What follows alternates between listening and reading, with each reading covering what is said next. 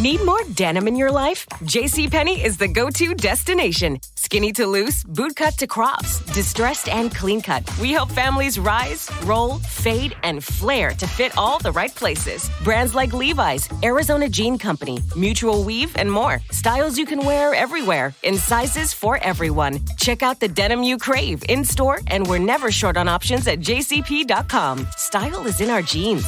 Get your denim at JCPenney.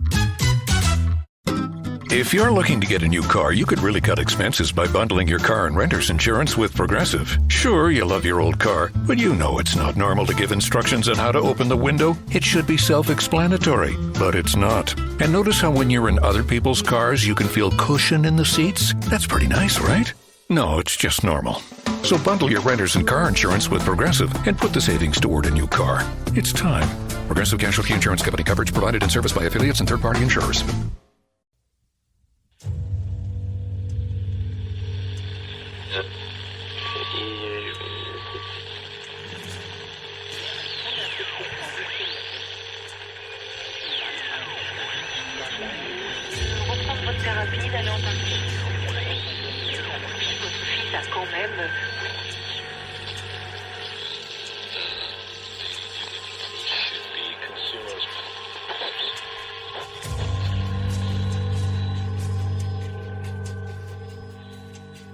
Welcome.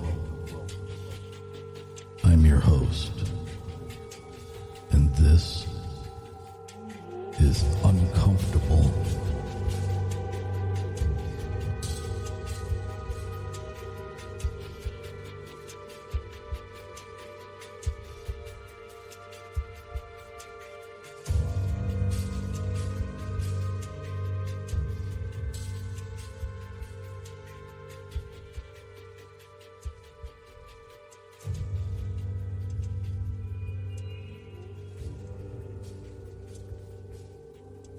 In 1961, Betty and Barney Hill reported being abducted while driving home from Niagara Falls.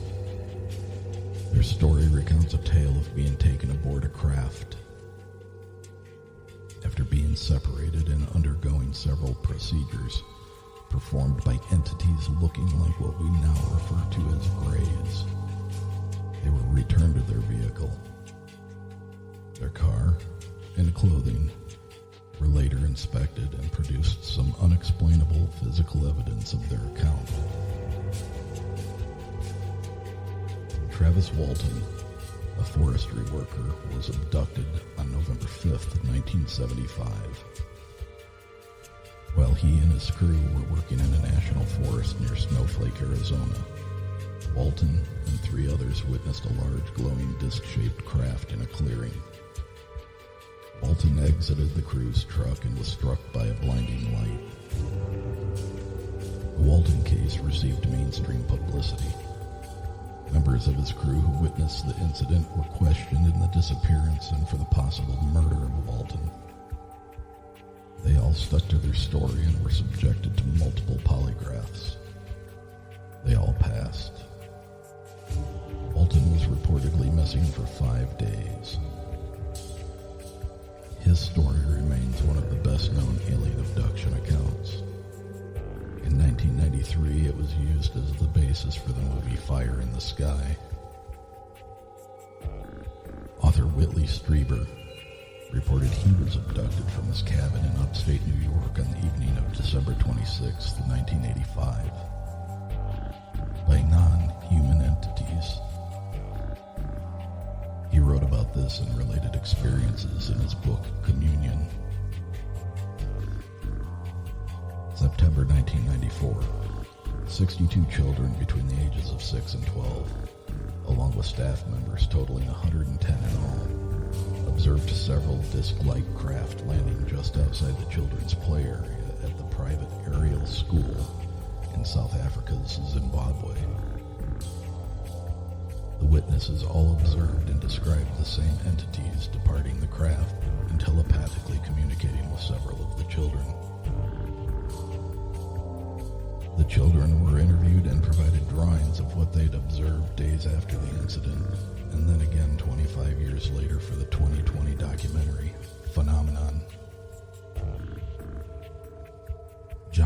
was a well-known, highly esteemed professor and the head of the Department of Psychiatry at Harvard Medical School. The psychiatrist was author of over 150 scientific articles and the winner of a Pulitzer Prize in 1977. He studied abduction and contact cases worldwide and wrote several books on the subject.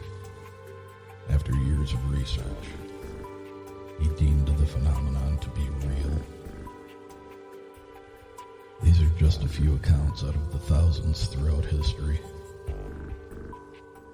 But not all encounters result in abduction.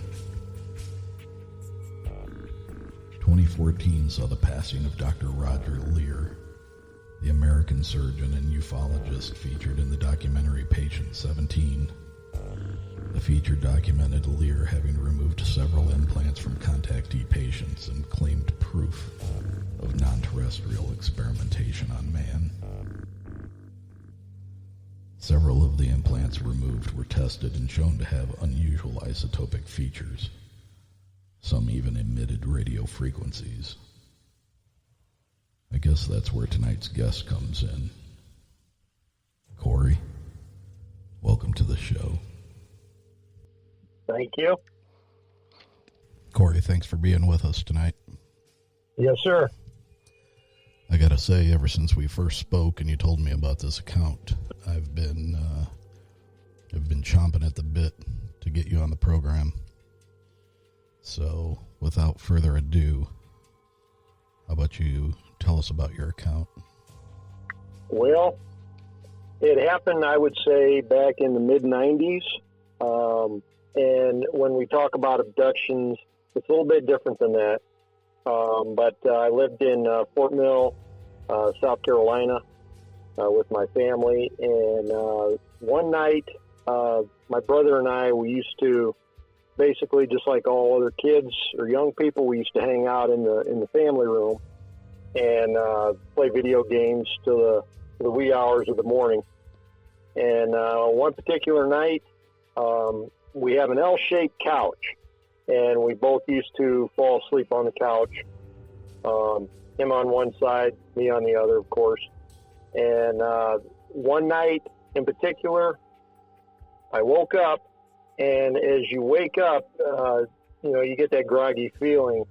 And I was basically looking back over the arm of the couch with my arm hanging behind me. And as I did so, I woke up, and there stood this figure. Now, I tell this story to a lot of people, and, I have no reason to make things up or anything like that. So when people that know me, they hear this story, they start to laugh. But as I progress through the story, they realize that I'm telling the truth on this. But when you see somebody, when you come out of sleep and you see somebody or something standing above you, the first initial reaction is the fight or flight in most cases. And in this case, it was the complete opposite. The first thing that I saw this dark figure. It was probably about 4 feet tall, standing directly behind me. And it had an enlarged head. It was basically in a black suit. That's the only way I can describe it. The outer edge of the black suit had a very dim, almost like an LED light that was glowing. Very short, very enlarged head, skinny arms. And as soon as I saw this figure, instead of the fight or flight response, it's almost exactly like our brains connected. And you think of, aliens and such like that. There's a lot of talk that they communicate telepathically. This makes a lot of sense at this point. So as soon as I looked at it, the fear was gone. Our minds connected. I knew what he was going to do, and he knew what I was going to do. He had his arm basically cocked back, and he was going to throw something at the top of my head. My reaction was, well, I'm going to stop him from doing so. So he was quite a bit quicker than I was. As I reached up, he basically flung his arm and something penetrated into the top of my head. There was no pain, but immediately I was basically paralyzed. I was conscious. I knew what was going on. And as I sat there, there was nothing I could do. And I was able to look back and notice that the figure was gone. It happened that quick. I would say within 3 to 4 minutes, I began to regain senses. And as I was paralyzed, it was like my whole body. It was a tingling sensation. There was no pain. But I knew that he threw something at me, and it basically embedded deep down into the top of my head, and there was no pain.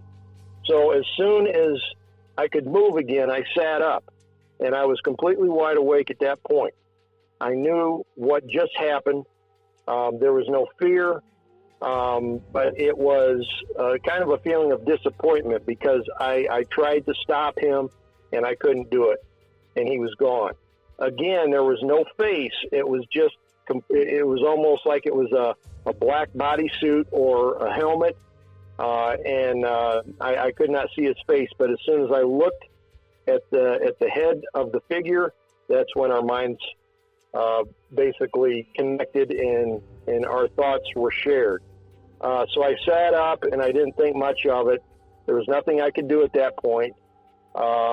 And the very next day, I started to tell my brother, who was in the same room with me. Of course, he started laughing, as most people do. And then as I went through the story, his skin started to crawl. He started to get goosebumps because he realized that I was genuine. I was not making this up. Then as the day progressed, I began to notice a few different things, physical things on me. For example, on the left side of my wrist, on my left hand, there was a small little red incision. There was no pain, but to this day, now I am Hungarian, so I do have quite a bit of hair. And to this day, if you look at the area where that small incision was at, there is no hair. It's about the size of, I would say, probably a nickel.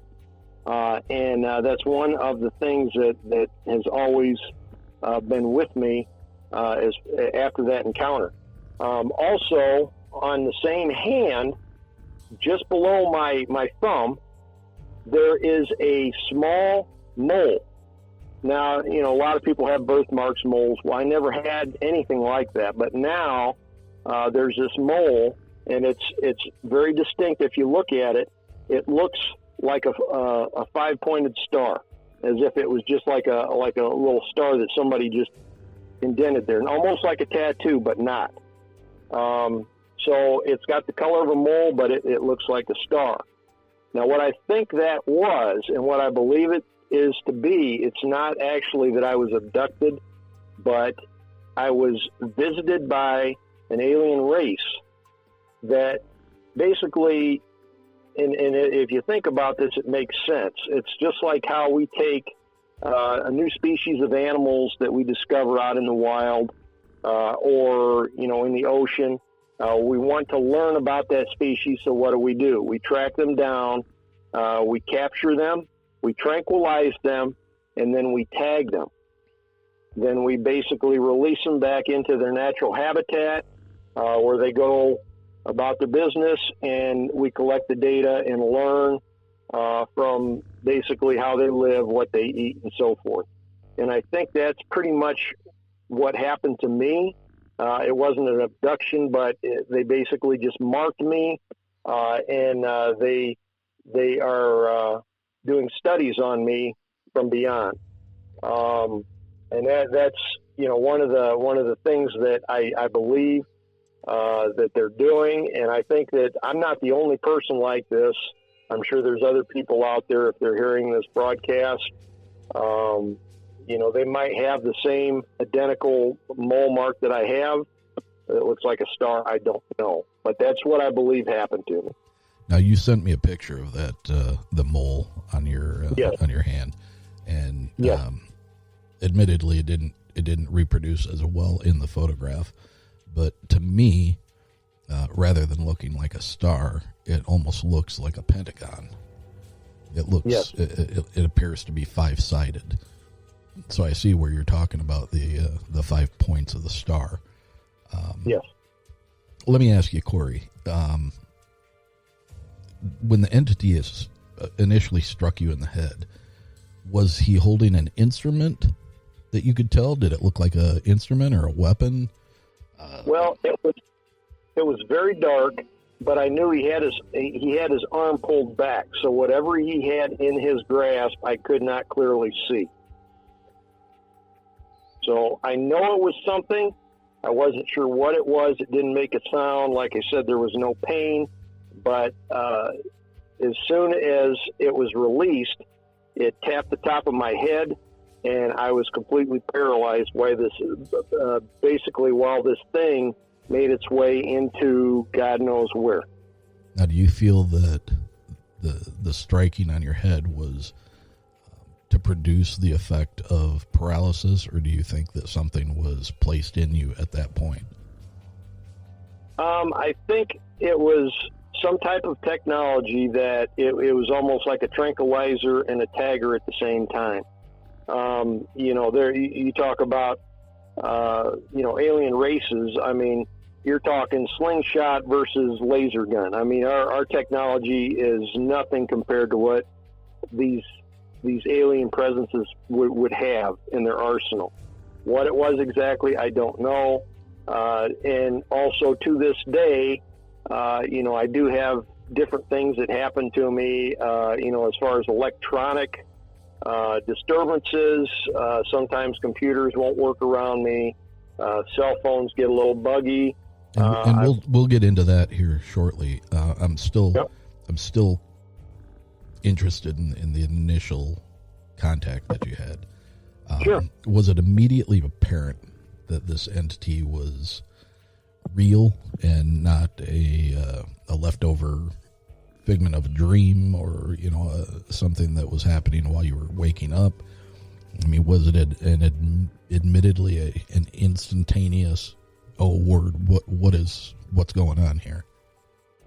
Well, it was, like I said, when I woke up, I was completely aware of where I was at. Sometimes, it takes you a minute, but other times, it's just like when you wake up in the middle of the night, and within a second or two, you know exactly that you're waking up, you know where you're at, you know what you're going to do. And that was pretty much the sensation that I had.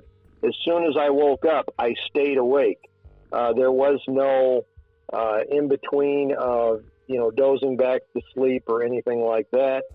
But as soon as I opened my eyes, like I said, usually a normal reaction, a human reaction, if somebody's standing there and you see them, it's the fight or flight response. That's your brain kicking in and saying, hey, we got to do something. But that fear got turned around, because as soon as I looked at that figure, our minds connected, and there was no fear, but I knew what he was going to do, and he knew what I was going to do, and he was just a little bit faster. But no, I was completely awake from, and when I opened my eyes, I knew exactly where I was and what was going on. And you said your brother was not aware of any of this going on. At any point, No. At any point, did you possibly feel that he was going to be involved at some point? I did not. Yeah, I did not. And at that point in time, it was, the damage was done, so to speak. I mean, what the presence wanted to do, he accomplished his so-called mission, and I knew that there was no immediate harm. I did not feel any threat. or anything like that. Everything was calm afterwards. So, I had no reason to think that, there was any harm that was going to come to my brother. Whatever was done, and they were done for the night. Now, you stated the next day you talked to your brother about this, and initially he had a hard time grasping what you were telling him. Yeah, I didn't have the hard time, but the hard time came of people trying, listening to the story that I was trying to tell them. And the people that know me, they know I'm a jokester. I'm also a comedian. And I think that's what makes it more genuine. Most comedians, they wear their heart on their sleeve, sure, and they tell the truth. They have no reason to lie. So when I started telling them this, and I started showing them the little marks that I had, their feeling of laughter suddenly subsided, and their eyes got wide, and they were like, "Whoa, he's actually telling this, and I'm believing everything that he's saying, because why would he make this up?" Now, you said you have some lasting disfiguration on your hands from both the incision and then the star-shaped pattern. What about on your head? Have you? I mean, I would assume that you had mom or dad take a look at your head and see if there was anything there. Is there any indication that there was a scar or anything left behind there? Nothing like that. Of course, now I'm kind of bald on the top, but back then I had, a pretty good head of hair, and there was no indication of, any cuts or anything like that. So, I after it happened, I felt the top of my head, and I could almost pinpoint exactly, with my finger, where this object actually penetrated. And I let people feel it. I can't see the top of my head. So, is there any indentation there? There is a little bit of an indentation there. But it's just kind of strange. And, like I said, there's no pain. There was no, instant effects from it or anything like that I noticed. But I think that's, basically that is what I believe it is. It's tag that I have in my body that means me no harm. It's just to keep a track on me, to collect data, and so forth. Now, when you told the rest of your family, mom and dad, and what was their response to you immediately? It was basically the same thing. I tell people this, and a lot of times I'll have people, and then I'll start talking about unknown things and ghosts and UFOs and so forth. And then I'll say, well, I got a little story for you. And then as soon as I start in, you might have one or two people start to laugh. But then as I tell this story, it gets very quiet, and they hang on every word that I'm telling them. And then it's kind of amusing to me because, after I tell them this, and then I say, look, and then I show them the bare spot on my hairy arm versus the other arm that is completely full of hair. And then I show them the little mark, and they don't know what to say at that point. I would imagine so. So you started to get into it. What type of lasting effects have you noticed post encounter? Yeah, as far as anything out of the ordinary, I would say that, once in a while I'll have different effects. I'll walk by a coworker's computer, and then all of a sudden it'll lock up. My computer does the same thing. The automatic doors or the security systems that go off, if you try to shoplift, I've had those trip on me. Many times I'll walk right into the door, waiting for it to open, and then somebody will have to come up behind me or come through the other side just to open the door for me. Just little odd things like that. Nothing major, but things that happen to me don't necessarily happen to other people like that. Right.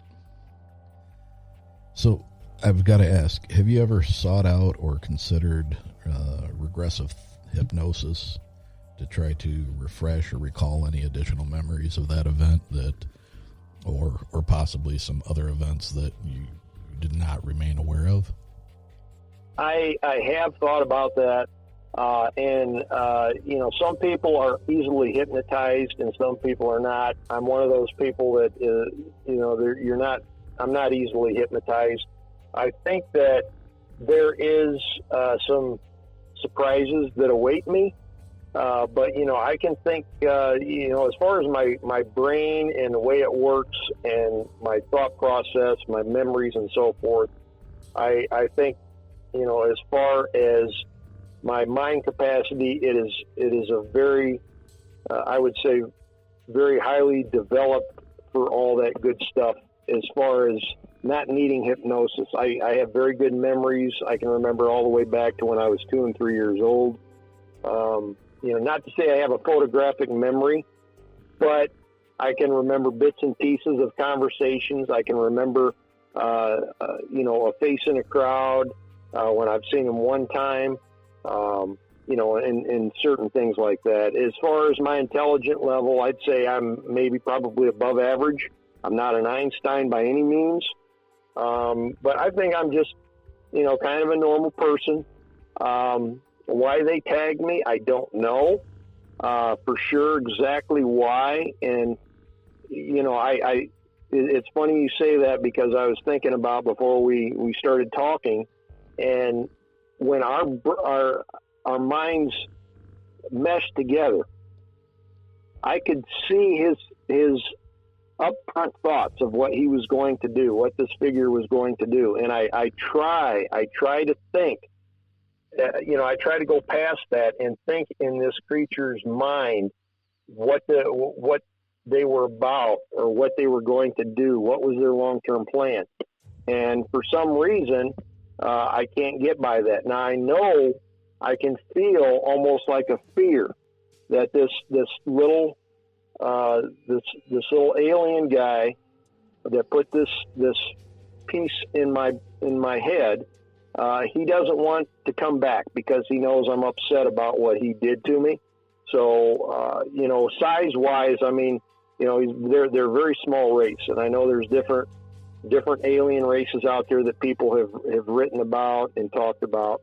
And I talked to a lot of people that are really deep into this. I'm not an expert in this field, and I don't do a lot of studying, but it's strange when I see a movie come out or I see a little snippet of a television show or I read a little piece of it in a book, and it almost is identical to the experience that I've had.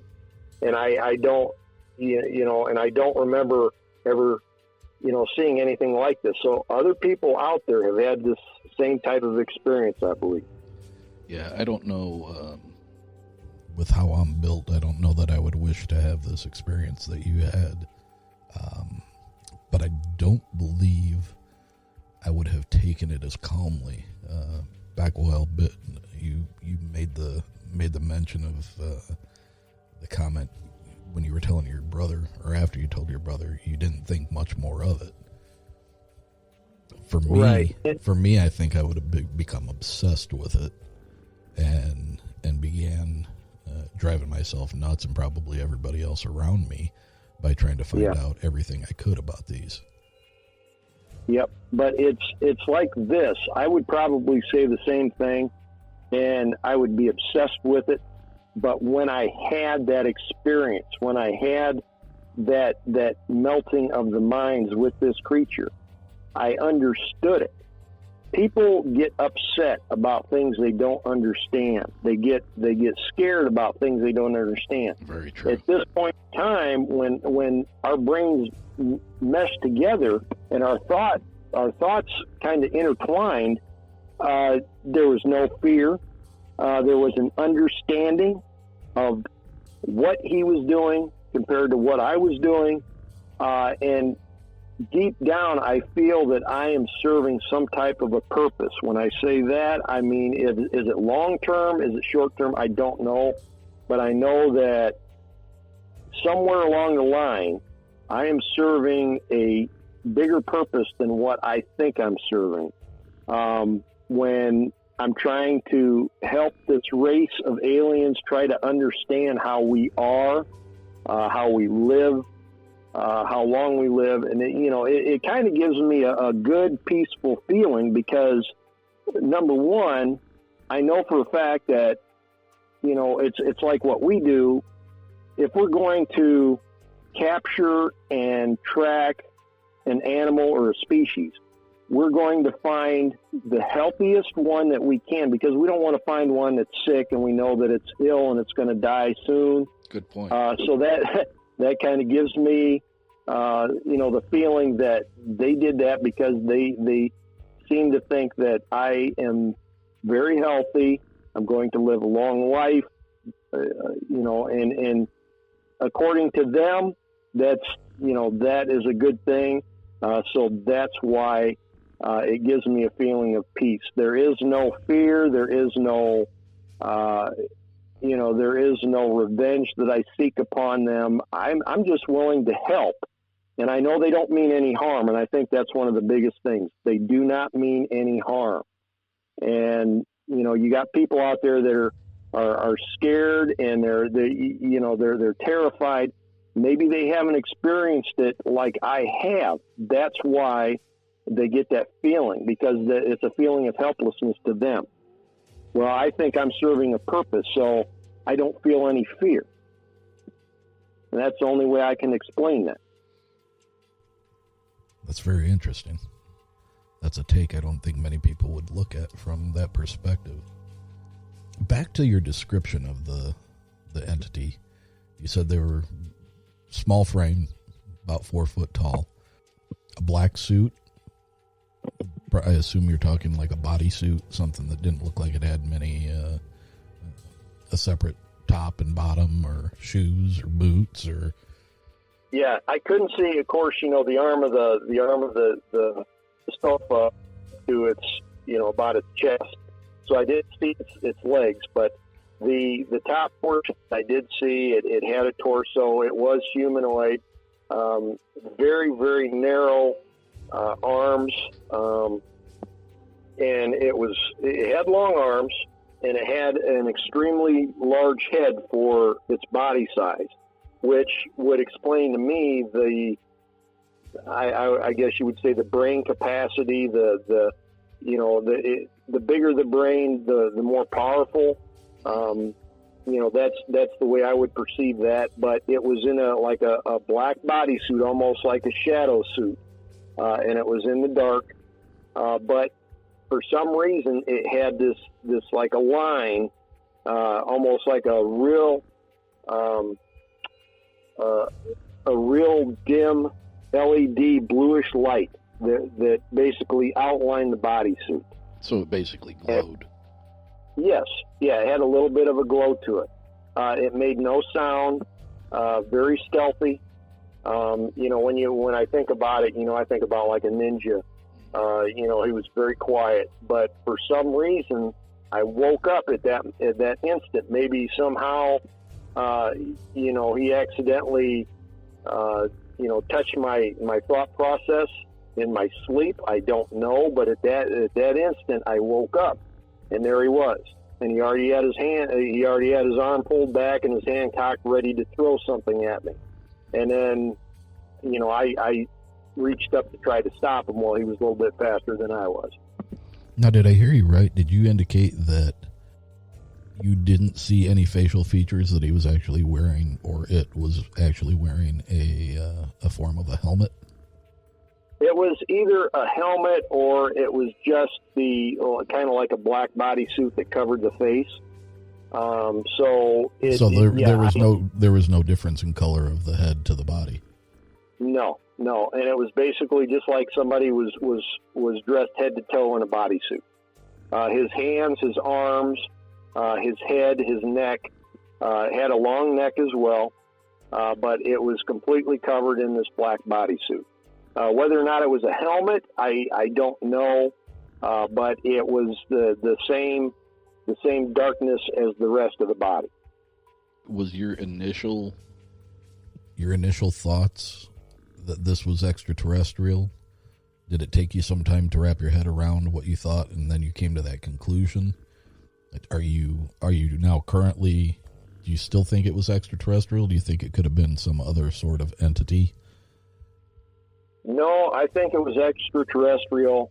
And like I said, a lot of these questions I don't have to ask myself because for some reason I know. It's just like there was a plethora of information that was shared when our thoughts crossed, but I can't get by, just the stuff that he wanted me to know. So, it took away all the fear, all the aggression that I would have of, being, quote, violated. It was just one of those things where he was like, hey, I'm doing this for a good purpose. Please don't be upset. We picked you for a reason. And we mean you no harm, please. And we're not taking you hostage or anything like that. We're not, we're not, putting you through any type of harm. Doing this, we're just trying to collect data for a higher purpose. So, Cory, how much time passed before you had your next encounter? And walk us through that. It was quite a few years up until recently, and I've always, it's always stuck with me. Every day I think about it a little bit, and as I get older, I'm going to be almost 50. I'll be 49 this year, the last instant that I had was I would say probably about 6 to 8 months ago, where I Michigan.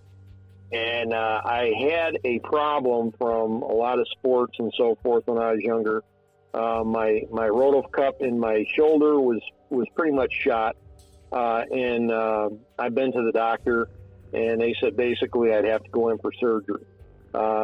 They said if you wait, it's just going to progressively get worse until you get it fixed. Okay, I understand. So this was about 6 or 8 months ago. Now, mind you, I cannot lift my right arm above my head, and most people that have that shoulder injury, the rotator cuff, they know exactly what I'm talking about. It clicks and locks into place, so you're pretty much limited to your in your arm. So about 6 to 8 months ago, I had a night. I remember it was a weeknight because I had to get up for work. And a lot of people have one of those nights in when you work, you get up during the night.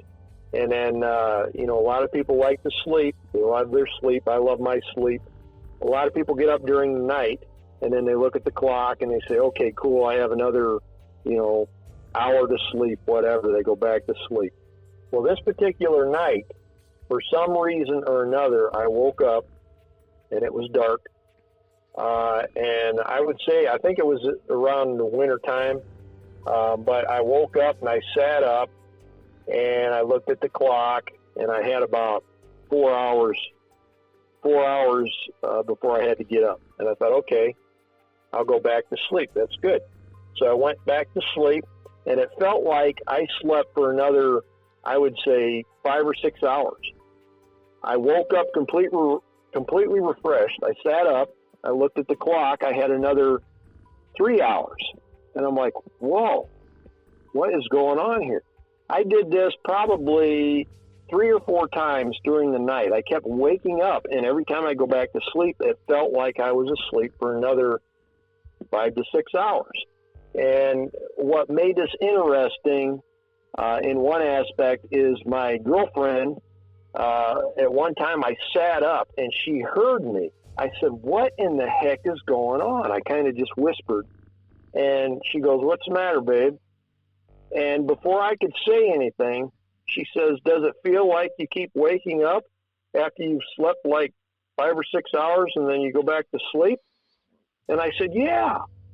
She doesn't remember saying that. So somewhere along the line, she was involved in what I was feeling as well. She went back to sleep. So subconsciously, she said that to me. And so the next morning I got up and I go in, take a shower, and I come out of the shower and I'm looking in the mirror.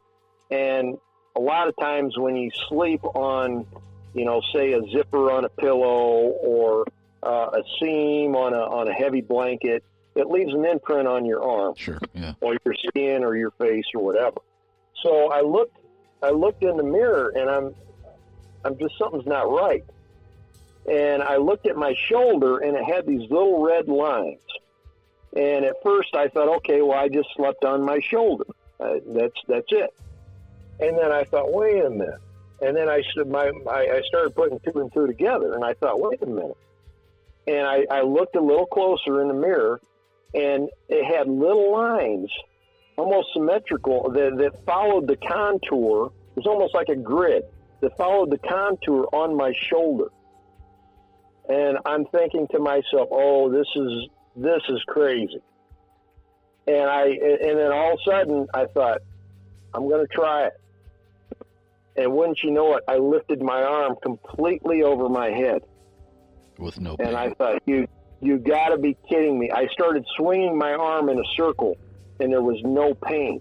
The only thing that I felt was it felt like just like after you have a surgery, and it kind of aches a little bit, but you're able to maneuver around. So it ached for about a week, and I went to work, and eventually it only took a couple hours for all those lines to basically fade away. They faded away, and there's no scars or anything in my arm. So I went to work, and all the people that I work with know I can't lift my arm. I said, look at this. And as soon as I did that, and they started to remember my alien story, I said, look, I think the aliens came down and they fixed my arm. And when I thought about that, I thought, holy cow, that is probably what happened. Because if you tag something, just like how we do, if you tag an animal in the wild and you track it, and then all of a sudden something happens where it slows down, you're collecting data on that creature. Yeah. And then all of a sudden, you know when something's wrong with that creature. So who's to say they knew something was wrong with my shoulder, and they were just kind of making the rounds, checking on all the, the so-called humans that they tagged.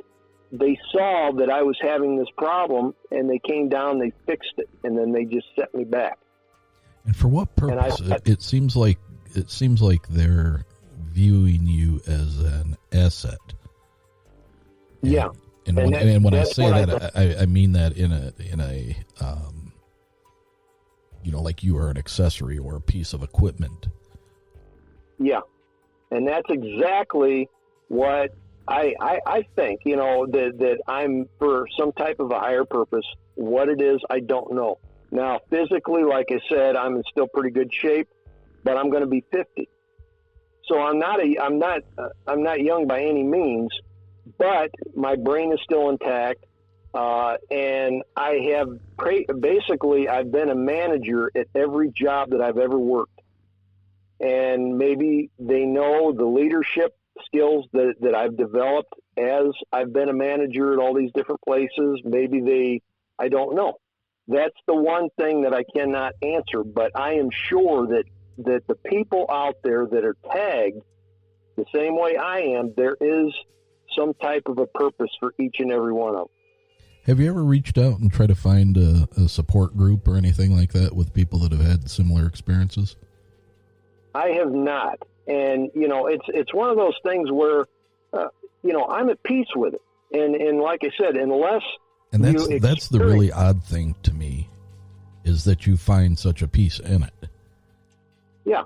And it's probably like one of those things where unless you experience it, unless you're part of it, you don't quite understand it. And, that's the only way I can describe it. Once you're part of something like that, you understand it, number one, all your fear and anxiety on that topic disappears because in some way, shape, or form, you're connected to it. You understand it. I know that there's no harm that's going to come to me by them doing this to me, but I don't know what the entire, I don't know what the big picture is. Maybe they don't know what the big picture is. Maybe they have a plan. I don't know. And that's, I've talked to people, but I've never been a part of a group or anything like that because it doesn't, we're here for a short time. And this part of my life that has happened with this experience, it doesn't have to consume my time because I kind of understand it. I'm at peace with it. So, well, and no part of your account have I gotten the impression that you viewed this as a negative or oppressive act that was done upon you. I mean, the initial blow to your head, you couldn't block it, but it was not a violent attack. It was more of the placement of something or the incursion of some will from the entity's point of view. Right. And, and in doing so, I became kind of part of that. And I have maybe a subconscious, subliminal understanding of what is going to happen or what they're trying to do. But I know it's for a good purpose. Now, I know that there's been stories out there where they have, people that they're running for their lives from these aliens that seem to be, causing, fear and harm and doing everything, all these different torturous things to these people. That's not the intent. Now, who's to say, there's got to be more than one alien race in the universe. There has to be. Well, Cory, if you, I'm sorry, go ahead. But, and as far as that goes, there's going to be good ones and there's going to be bad ones. So I think I was lucky enough, if they were going to do something, I got in with a good group. And that's what I was going to say. If you really go down this rabbit hole and you start doing some investigating, which is what I encourage all of our listeners to do, if this is a topic that interests you, there's a lot of information out there. Yes, you have to weed through some misinformation, but there's some really good information out there as well. And I don't recall the gentleman's name, but apparently there's been the designation of up to 26 different alien races that have been identified and I guess commonly are readily recognized as having visited Earth and have had some interaction. And a good portion of them are benevolent and mean us no harm and are looking to try to affect us in a positive manner. But then there's also the malevolent and their agenda is quite different. So for your sake, I'm glad to know that you have felt no negative repercussions from this. None. Yeah, none whatsoever. And like I said, it's I believe it's for a higher purpose. And, like I said, unless you're part of that or you experience that, it's very hard to explain. But there is no fear. I don't regret anything. I don't have any malicious thoughts about them or feelings of revenge towards them. And I'm basically just waiting to see what's coming next. I'm curious, have you ever drifted off into a daydream or actually had a dream while you were sleeping where any possible explanation for why you were visited may have been kind of floating around in your head, but you were never really privy to why? Have you ever gotten any kind of undeniable feeling that why you were chosen? No, I have not. And, that's the big mystery. That's my curiosity about them. And like I said, many times I've tried to think back on that night, and I've tried to go by the initial contact that I had with this creature, and go into his thoughts and try to find out exactly what they were trying to accomplish. And for some reason, they blocked that out. And so I don't know. You always run into the wall. Yes. It's not that I run into the wall and get frustrated. It's just that something tells me, okay, this is what we've done. Just wait. Just hold on. You'll find out eventually. Whether or not I find out, I don't know. But, at this point in time, and I've had the 2 encounters, when they fixed my shoulder, and it's all been good. And that's been about a year ago, you said? Yeah, it's coming close to about a year ago. And you're still feeling no issues with it? Your shoulder still works and everything's good and great now? Everything is good and great. I mean, I'm getting, old just like everybody else, and, bones and joints and everything start to go when you get our age. But, if it's something major like that, hey, and I hope, if I have any other problems and they're in the area, that they would come down and they would try to help me out. But, that's one of the things that I'm at peace, is that when they did this to me, they're not going to tag somebody who's going to have a short lifespan. They tag somebody that they think is going to live a long, prosperous life and give them as much information as possible. So that's a plus for me in my mind. When you were melded together, when your minds were intertwined, were you able to visualize anything from their point of view?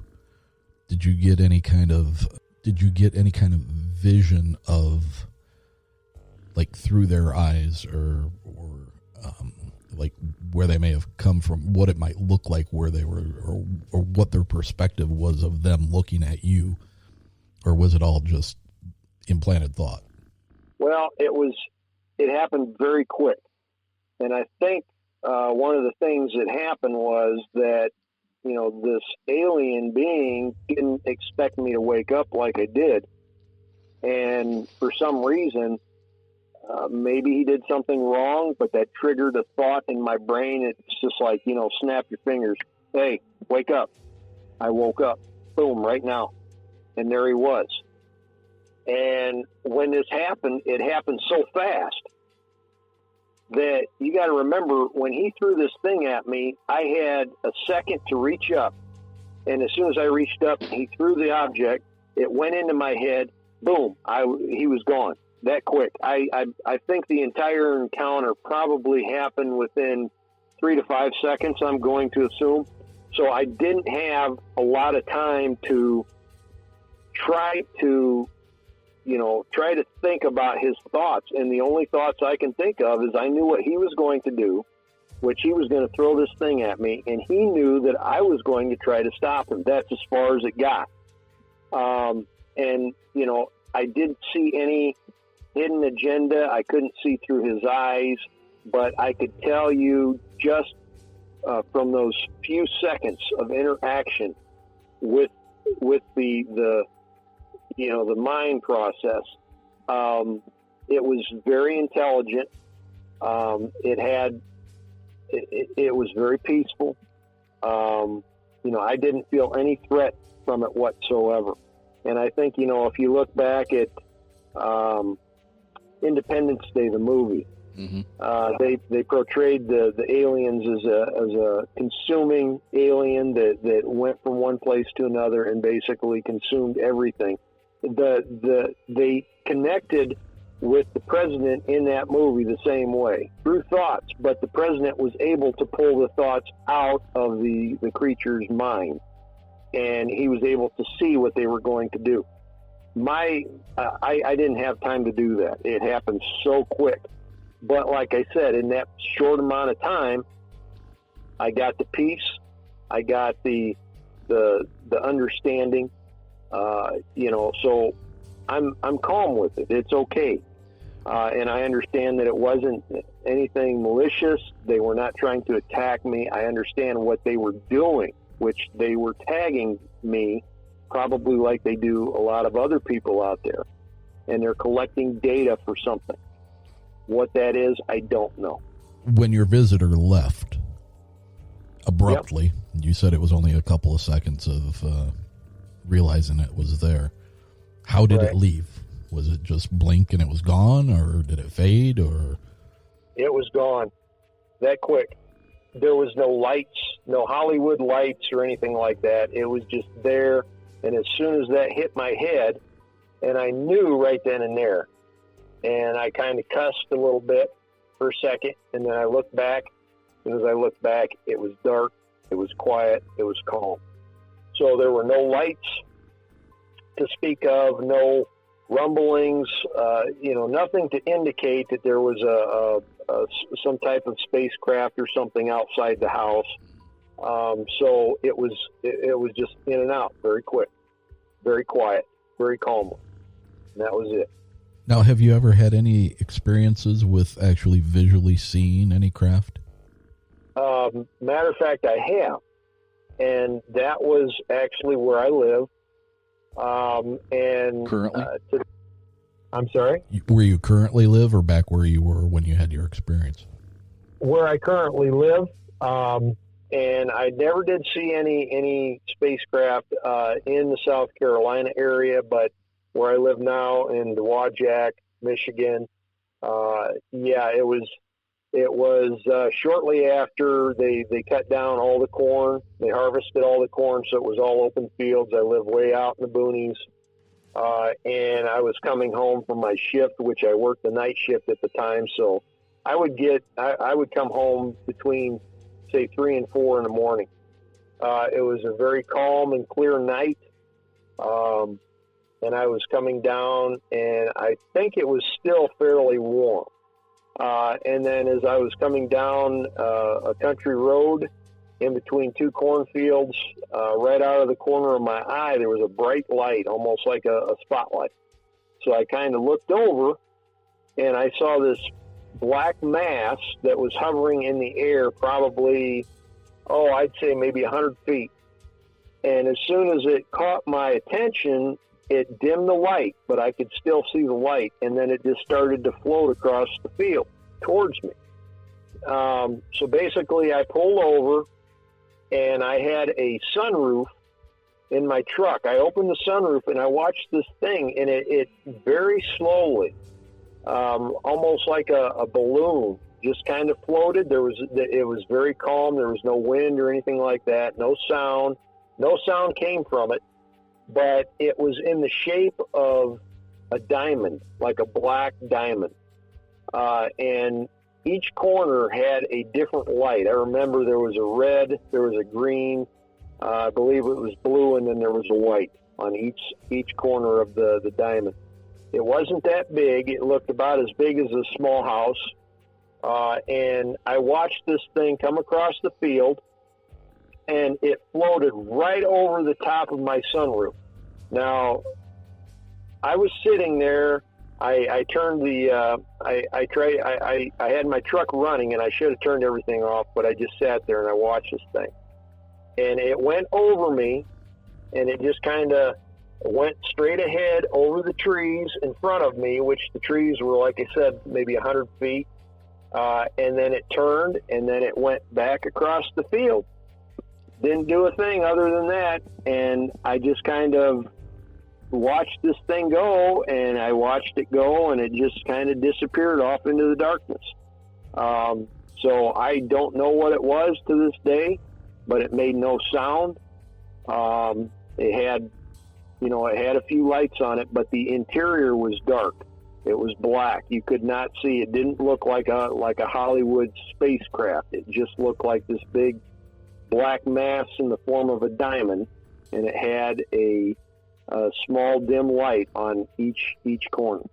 And that was, I actually drew a couple pictures of the alien that I saw, and then also the spacecraft. And then I noted that on social media, and the next day I got quite a few hits saying that their dogs were barking on the same time, in the same area, the same time of night. and so forth. But I don't know if anybody else actually saw what I saw, because there again, it was very early in the morning. Did you feel that that was a random sighting, or did you feel that that had some connection to you actually being? I think it was a random sighting. When I saw it, and right away I thought, I'm getting another visit. But and there again, I don't know for sure. There was no. It came across very slowly. It didn't make any sound. It just kind of crept along like it was just checking me out. Maybe it was doing some type of observation of me. Maybe it was. I don't know for sure. But there again, I was at peace with it. It didn't bother me, and I just watched it, and I thought, okay, that was cool, and that was my reaction to it. So maybe subconsciously it was connected, and they were just checking on me. I don't know, but it when I saw it, it didn't it didn't scare me in any way, shape, or form. And I think that might have something to do with the visit that I had when I lived in South Carolina. I have an understanding of it. So it doesn't scare me like it would, other people that have never seen anything like that. Well, I would consider that a blessing, because I've seen interviews with some people who have let this consume their lives and basically destroyed relationships and, marriages and the loss of employment, and it's not always something that happens like your situation where everything you've gleaned off of this has been positive. Right. And I understand that, there are people out there that are tormented by these other beings, and there's good people, there's bad people. So there's got to be good alien beings. There's got to be bad alien beings. That's the only thing I can think of. And I can probably understand, when you're being attacked by, an alien race that is far superior as far as technology. They can do whatever they want, whenever they want, and there's not a darn thing you can do about it. That would scare the hell out of me. Yeah, it would scare the hell out of me as well. Well, Cory, we're about the hour mark here, and I want to thank you for being on the show. Your account is amazing. Well, thank you.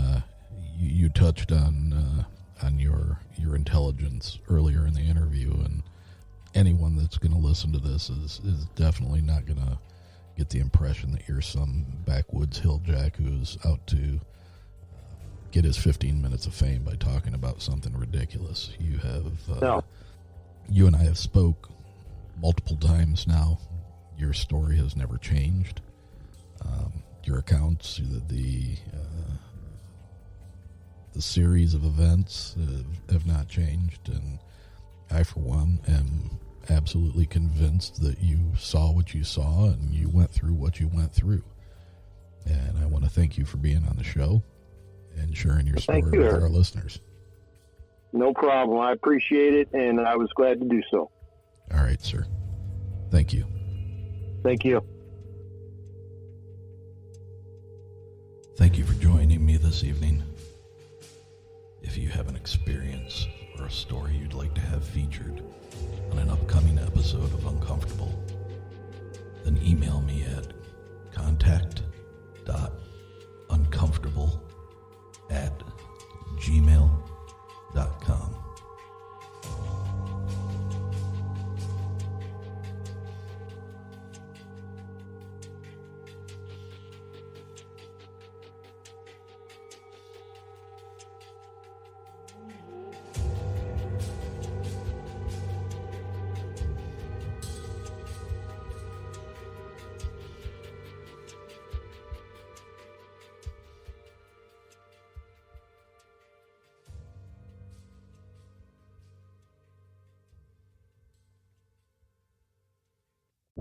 Need more denim in your life? JCPenney is the go-to destination. Skinny to loose, boot cut to crops, distressed and clean cut. We help families rise, roll, fade, and flare to fit all the right places. Brands like Levi's, Arizona Jean Company, Mutual Weave, and more. Styles you can wear everywhere, in sizes for everyone. Check out the denim you crave in-store, and we're never short on options at jcp.com. Style is in our jeans. Get your denim at JCPenney. And now another no-brainer money-saving tip from Progressive. Marcus, what happened? I was changing my oil and I spilled some on the floor. Oh, we'll use these $50 bills to wipe it up. Perfect. Got any more? Yeah, take a couple hundred. Stop. Instead of using money, use an old rag. And here's a better tip from Progressive on how not to waste money. Don't pay too much for car insurance. Drivers who switch and save could save hundreds. Progressive Casualty Insurance Company and affiliates. Potential savings will vary.